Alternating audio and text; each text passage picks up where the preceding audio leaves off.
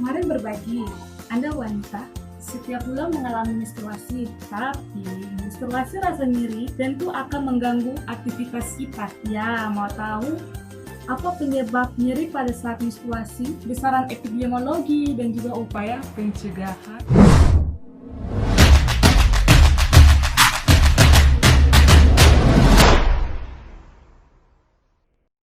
Nyeri pada saat nyeri haid atau yang dikenal dengan dysmenorrhea, suatu kondisi rasa sakit nyeri yang dialami oleh seorang wanita menjelang haid, saat haid, dan juga ataupun setelah haid. Nah, jadi nyeri pada haid ini ada beberapa penyebab yang dimana kita sebut dengan dysmenorrhea primer dan juga dysmenorrhea sekunder.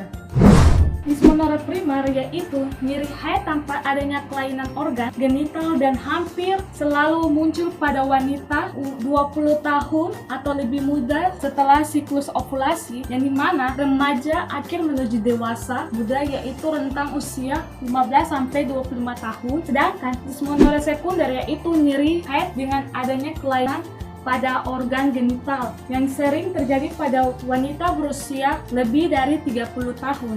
Jadi, dysmenorrhea dapat menyebabkan terganggunya aktivitas seseorang, yaitu dengan adanya perubahan gaya hidup seseorang, dengan adanya kurangnya aktivitas pada saat menstruasi dan juga kurangnya olahraga dapat menyebabkan sirkulasi darah dan oksigen menurun. Kenapa? Ya, jika aliran darah dan oksigen ini kurang dalam uterus, ini yang dapat menimbulkan nyeri. Besaran epidemiologi menurut WHO mengatakan bahwa dysmenorrhea sebesar 90% dengan 10-15% mengalami dysmenorrhea. Nah, rata-rata di negara Eropa, dysmenorrhea terjadi pada 45-97% wanita dengan prevalensi terendah. Di Bulgaria, 8,8% dan tertinggi 94% di negara Finlandia. Jadi, prevalensi tertinggi sering ditemui pada remaja wanita. Kenapa? Karena diperkirakan 20-90%, sekitar 15% remaja dilaporkan mengalami dysmenorrhea berat.